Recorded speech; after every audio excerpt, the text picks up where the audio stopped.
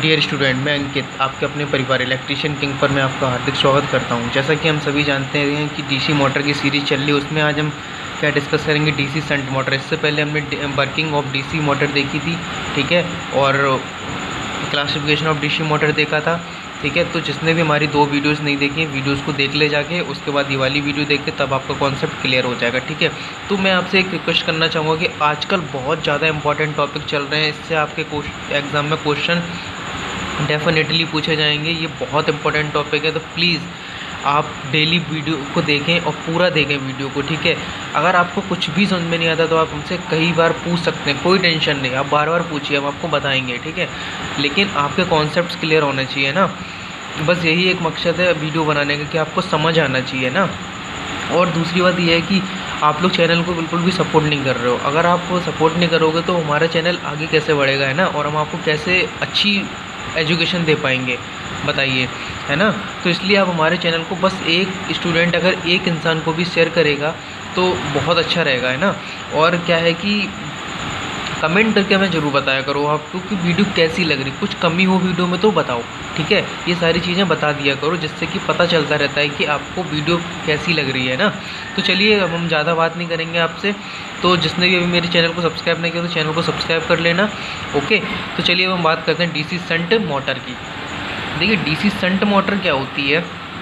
पहली बात तो ये कांस्टेंट स्पीड पे चलती है, भले नो लोड हो या फुल लोड हो, ठीक है, नो लोड हो या फुल लोड हो, ठीक है। फुल लोड पे बस थोड़ा सा डिफरेंस आ जाता है 1-2 वोल्ट का, ठीक है। तो ये हमेशा कांस्टेंट स्पीड पे चलती है। तो क्वेश्चन पूछा था डीसी शंट मोटर किस स्पीड पर चलती है, तो डीसी शंट मोटर हमेशा कांस्टेंट स्पीड पर चलती है, ठीक है, भले नो लोड हो या फुल लोड हो। ये चीज़ क्लियर हो गई होगी आपको, ठीक है। अब देखिए, डीसी शंट मोटर का सबसे पहले हम फिगर बना लेते हैं, तो जिससे कि हमें समझ में ज़्यादा आएगा, है ना। तो देखिए, सबसे पहले डीसी शंट मोटर का फिगर बनाने के लिए हमने ये क्या लिया, एक हमने फील्ड वाइंडिंग ली। क्या ली? Field winding. फील्ड वाइंडिंग के पैरेलल में हमने एक आर्मेचर को कनेक्ट किया। फील्ड वाइंडिंग के पैरेलल में हमने एक आर्मेचर को कनेक्ट किया। देखिए, फील्ड वाइंडिंग ये है और आर्मेचर ये है, दोनों एक दूसरे के किस में, पैरेलल में है, ठीक है। ये बात आपको क्लियर हो गई होगी। तो ये क्वेश्चन पूछा जाता है डीसी शंट मोटर में फील्ड वाइंडिंग और आर्मेचर कैसे कनेक्टेड रहते हैं। तो कैसे कनेक्टेड रहते हैं? समांतर रूप में कनेक्टेड रहते हैं। कैसे? समांतर रूप में कनेक्टेड रहते हैं, मतलब पैरेलल कनेक्टेड रहते हैं। देखिए, ये दोनों आपस में एक दूसरे क्या है, पैरेलल। ये हमारा क्या है, आर्मेचर, ये हमारी क्या है, फील्ड वाइंडिंग। ये चीज़ क्लियर हो गई होगी।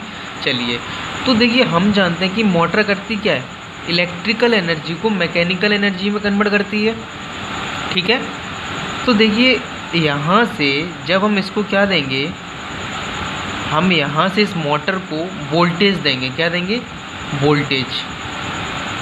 क्या देंगे? वोल्टेज। तो जैसे हम इसको वोल्टेज देंगे तो इसमें एक करंट आएगा। अगर हम किसी को वोल्टेज देंगे तो हमें करंट मिलेगा ना। तो देखिए, हमने वोल्टेज दिया तो हमें करंट मिल गया, करंट आई, ठीक है। और ये हमारा क्या है, आर्मेचर।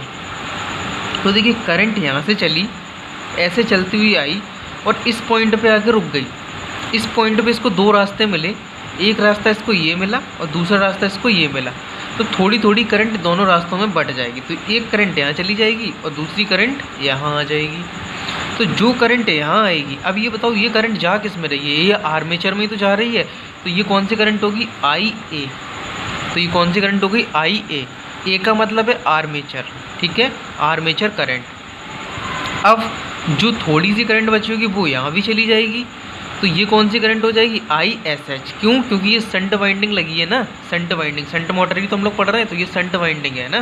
तो ये चीज़ आपको समझ में आ गई। यहाँ से करंट चली, 2 भागों में डिवाइड हुई, यहाँ आ गई, यहाँ आ गई। मान लो 10 एम्पियर की करंट चली थी, 5 यहाँ आ गई, 5 यहाँ आ गई, ठीक है। ये चीज़ क्लियर हो गई होगी आपको। अब देखिए, ये हमारा क्या है, आर्मेचर। ये हमारा क्या है, आर्मेचर। तो इसके अंदर इंड्यूस्ड क्या होता है, back EMF, EB. Last class में बता चुका हूँ मैं आपको। आर्मेचर में कौन सा ईएमएफ होगा, बैक ईएमएफ, ओके। कौन सा ईएमएफ है, बैक ईएमएफ। तो एक बात बताओ, जब इसमें करंट आईए आ रहा है और ये बैक ईएमएफ इसमें क्या है, इंड्यूस्ड हो रहा है, तो देखिए इसका कुछ ना कुछ रेजिस्टेंस भी तो होगा, मतलब कुछ ना कुछ ये वोल्टेज खाएगा भी तो, है ना। तो जो रजिस्टेंस इसका होगा उसको बोला मैंने आर ए, उसको क्या बोला आर ए। अब इसी प्रकार यहाँ की कंडीशन है, तो यहाँ करंट आई एस एच आ रहा, तो यहाँ का रजिस्टेंस क्या होगा आर एस एच। ये बात समझ में आ गई होगी। अब देखिए करंट को हम कैसे लिख सकते हैं, इसको हम लाइन करंट भी बोलते हैं, इसको क्या बोलते हैं आई एल मान लो इसको, लाइन करंट या लोड करंट, ठीक है। तो देखिए आई एल बराबर क्या होगा, आई एल बराबर आई ए करंट और आई एस एच, तो आई ए प्लस आई एस एच। ये बात समझ में आ गई होगी, ठीक है। आई एल बराबर आई ए प्लस आई एस एच, ठीक है। मतलब जो करंट ये है, जो करंट यहाँ से निकली यहाँ बढ़ गई, यहाँ बढ़ गई, इन दोनों का योगी तो इसके बराबर होगा, इसके आई एल के बराबर, ठीक है। तो ये चीज़ समझ में आ गई होगी आपको। अब हम बात करते हैं कि अगर हमसे पूछे शंट वाइंडिंग पे करंट कितना जाएगा, तो कैसे निकालेंगे हम लोग, आई एस एच बराबर, आई एस एच बराबर, अब देखो पैरेलल में वोल्टेज क्या होता है समान, मतलब पैरेलल में वोल्टेज क्या होता है समान होता है। तो जो वोल्टेज यहाँ होगा वही वोल्टेज यहाँ होगा, जो यहाँ होगा वही यहाँ होगा। तो जो वोल्टेज हमने यहाँ पे दिया वही वोल्टेज यहाँ पे भी तो आएगा। तो मान लो V upon R S H, ठीक है। ये किसका फॉर्मूला हो गया, आई एस एच। अगर हमें शंट करंट निकालनी है तो ये फॉर्मूला लगा के हम लोग शंट करंट आसानी से फाइंड कर सकते हैं, ठीक है।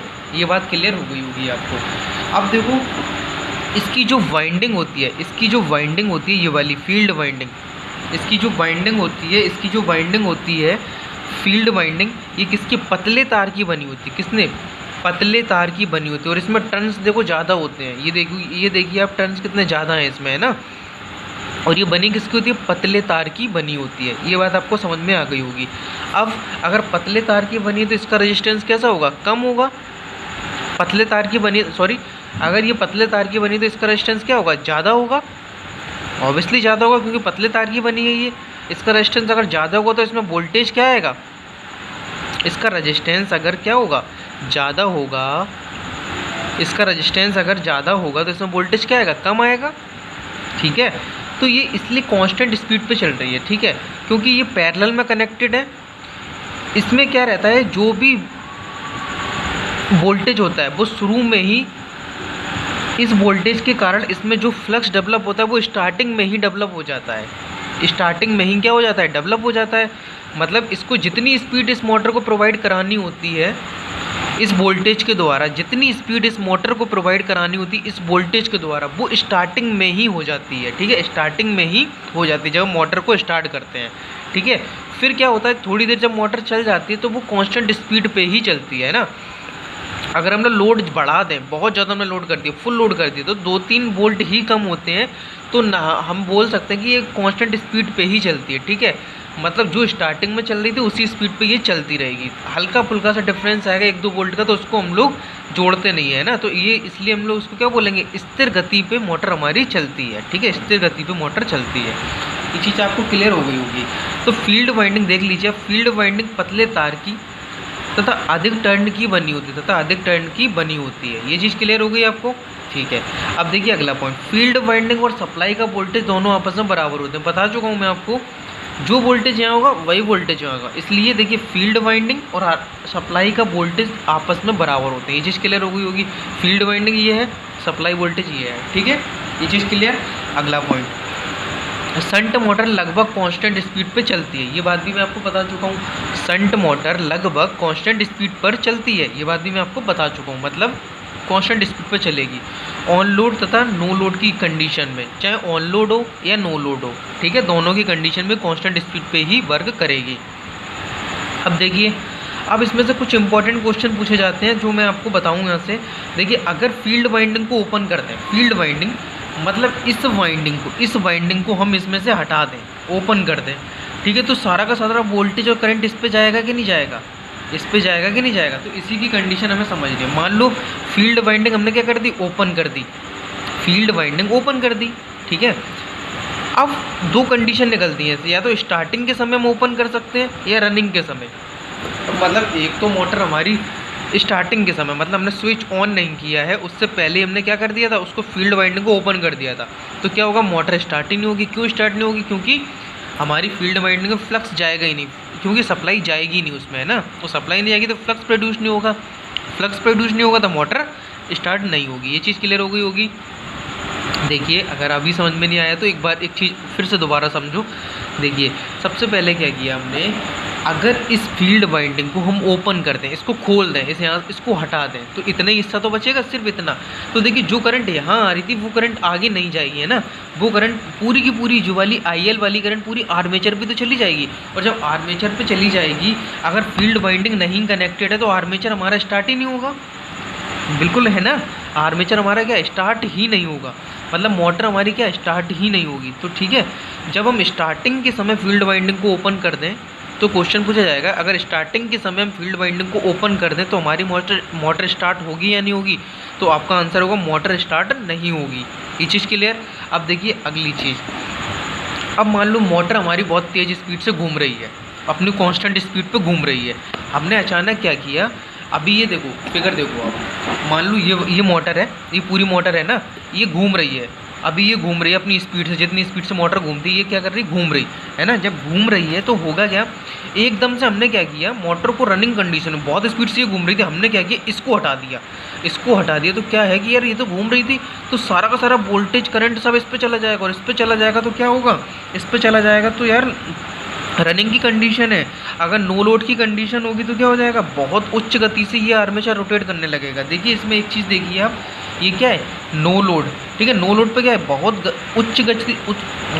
उच्च गति से हमारी मोटर क्या करने लगेगी, रोटेट करने लगेगी। मोटर हमारी बहुत हाई स्पीड से घूमने लगेगी, ठीक है। मोटर हमारी बहुत हाई स्पीड से घूमने, और हाई स्पीड से घूमेगी, बहुत हाई स्पीड से अगर घूमेगी तो क्या होगा, बहुत हाई स्पीड से घूमेगी तो यार मोटर जल जाएगी, ठीक है। आर्मेचर टूट के गिर पड़ेगा, ठीक है। यही चीज़ें हैं ना, यही तो होगा। अगर बहुत स्पीड से मोटर घूम रही, सारा का सारा लोड हमने आर्मेचर पर डाल दिया, ठीक है। तो फील्ड वाइंडिंग को अगर हम नो लोड की कंडीशन में हटाते हैं तो क्या मोटर बहुत उच्च गति से घूमने लग जाएगी, ठीक है। और कुछ देर पश्चात वो क्या करें, टूट जाएगा उसका आर्मेचर, या फिर मोटर जल जाएगी। अब देखिए, अब ऑन लोड की कंडीशन, ऑन लोड मतलब अब हमने क्या किया, मोटर हमारी स्पीड से घूम रही थी, लेकिन अब हमने क्या किया, लोड भी कनेक्ट कर दिया, लोड भी क्या कर दिया, कनेक्ट कर दिया। तो क्या होगा अगर लोड की कंडीशन में हम अगर मोटर की फील्ड वाइंडिंग को ओपन कर दें तो मोटर क्या हो जाएगी, रुक जाएगी। मतलब क्यों रुक जाएगी, क्योंकि उसका आर्मेचर होगा कुछ समय पश्चात जल जाएगा, ठीक है। जल जाएगा ना, क्यों, क्योंकि फील्ड वाइंडिंग में बहुत ज़्यादा, फील्ड वाइंडिंग तो ओपन हो गई, और मोटर की जो आर्मेचर था, मोटर का जो आर्मेचर था ये वाला, इस पर बहुत ज़्यादा करंट पहुंच जाएगा। इस पर क्या है, बहुत ज़्यादा करंट पहुंच जाएगा, और करंट इतना पहुंचेगा तो आर्मेचर बहुत तेज़ी से रोटेट करेगा, और ये भी क्या कर जाएगा, जल जाएगा। तो ये चीज़ आपको समझ में आ गई। नो लोड की कंडीशन में बहुत उच्च गति से घूमेगा, ठीक है। ऑन लोड की कंडीशन में क्या होगा, ये रुक जाएगा, ठीक है, रुक जाएगा। रुक क्यों जाएगा, क्योंकि आर्मेचर जल जाएगा। ये बात क्लियर हो गई होगी। तो क्वेश्चन आपसे पूछा जाएगा सिंपल, अब आपको ये कुछ भी याद नहीं रखना। अब आप एक चीज़ याद रखो कि अगर फील्ड वाइंडिंग को हम ओपन कर दें एट द रनिंग कंडीशन, अगर रनिंग कंडीशन में हम लोग फील्ड वाइंडिंग को ओपन कर रहे हैं तो हमारी मोटर क्या होगी, जल जाएगी, ओके। या फिर वो पेपर में ऑप्शन पर डिपेंड करता है, ठीक है। अगर जलने का ऑप्शन नहीं है तो देखिए, अगर क्या है ऑप्शन में ये नहीं है कि मोटर जल जाएगी, अगर ये ऑप्शन में नहीं आता है ना, तो ऑप्शन में अगर बहुत उच्च गति हो जाएगी तो आप उच्च गति पे आंसर लगा सकते हैं, ठीक है। अगर ये वाला ऑप्शन में आर्मेचर जल जाएगा तो आप ये भी लगा सकते हैं, ठीक है। तो अब वो आपको ऑप्शन के अकॉर्डिंग लगाना है, ठीक है। और स्टार्टिंग के समय तो मोटर स्टार्ट ही नहीं होगी, ये इतनी बातें आपको याद रखना है, ठीक है। ये तो शंट मोटर की बात होगी। अब हम आगे बात कर लेते हैं इसका उपयोग कहाँ कहाँ करते हैं, और थोड़ा सा हम इसका फॉर्मूला भी देखेंगे, ठीक है। तो देखिए ये, अब देखिए, अब ये क्या है, V क्या है हमारा, टर्मिनल वोल्टेज, जो कि हमने यहाँ से दिया था। देखिए ये वाला हमने वोल्टेज जो दिया था ना यहाँ से, तो ये क्या है, V क्या है, टर्मिनल वोल्टेज। V क्या है, टर्मिनल वोल्टेज। V बराबर EV प्लस IaRa। V क्या है, वैक्यूम में, प्लस IaRa आर्मेचर में ड्रॉप, वहीं से तो ये फार्मूला निकला। तो टर्मिनल वोल्टेज का फॉर्मूला ये हो गया। अगर हम इसमें ब्रश कॉन्टैक्ट ड्रॉप भी यूज कर लें, ब्रश कॉन्टैक्ट ड्रॉप का मतलब क्या है, देखिए समझिए। देखिए यहाँ से वोल्टेज गया, यहाँ से V वोल्टेज गया, IaRa ड्रॉप हुआ, और EV है ही, तो इसीलिए हमने ये फार्मूला यहाँ पे लिखा EV प्लस IaRa, ठीक है। किसके बराबर, V के बराबर, आगे मैंने जो लिखा है, ठीक है। अब देखिए V के बराबर ये लिख लिया। अब देखो ये क्या है, ये जो लगे हैं ना, ये ब्रशेस हैं, इसके द्वारा हम क्या देते हैं, सप्लाई देते हैं, किसको, आर्मेचर को, ठीक है। तो इसके अंदर भी तो कुछ ना कुछ वोल्टेज ड्रॉप होगा, तो वही चीज़ हमने आगे ली है। तो देखिए कहाँ पे ये है, ये रहा। तो देखिए इंक्लूडिंग ब्रश कॉन्टैक्ट ड्रॉप, तो V बराबर EV plus IARA plus 2VV plus 2VV, ये चीज़ क्लियर हो गई होगी आपको। तो ये आपको ये फॉर्मूला याद रखना। अब अगर आपको EV की वैल्यू निकालनी है, EV की वैल्यू फाइंड करनी है, तो V माइनस ये वाला IARA हम यहाँ ले आएंगे, तो माइनस को हो जाएगा माइनस का IARA, और ब्रश कॉन्टैक्ट ड्रॉप भी माइनस को हो जाएगा, तो माइनस का 2VV। तो ये भी हो सकता है बैक EMF, ठीक है। तो ये फॉर्मूलेज आपको याद रखने, न्यूमेरिकल्स में काम आएंगे। अब देखिए सबसे इम्पोर्टेंट बात कि हम डीसी शंट मोटर का यूज कहाँ करते हैं, इसकी ज़रूरत क्यों पड़ी, इतना सब हमने पढ़ लिया, ठीक है। तो इसका यूज कहाँ करते हैं हम लोग, इसका यूज लेथ मशीन में करते हैं, सेंट्रीफ्यूगल पंप में करते हैं, ग्राइंडर में करते हैं, मिलिंग मशीन में करते हैं, तथा बैटरी चार्जिंग और MG सेट का मतलब है मोटर जनरेटर सेट आदि में हम इन मोटर का यूज करते हैं, जहाँ पे हमें स्थिर स्पीड की आवश्यकता होती है, जहाँ पे हमें कांस्टेंट स्पीड की आवश्यकता होती है, वहाँ पे हम डीसी शंट मोटर का यूज करते हैं, ठीक है। जहाँ पे भी हमें कांस्टेंट स्पीड की आवश्यकता होगी वहाँ पे हम क्या करेंगे, डीसी शंट मोटर का यूज करेंगे। तो आई होप कि आपको ये वीडियो समझ में आई होगी। अगर समझ में आई हो तो प्लीज़ कमेंट करके हमें बताना, और वीडियो को लाइक करना और अपने दोस्तों के साथ भी शेयर करना। तो अब हम मिलते हैं अगली क्लास में, जिसमें हम डिस्कस करेंगे डीसी सीरीज़ मोटर, ठीक है। तो thank you, all the very best for your upcoming exam.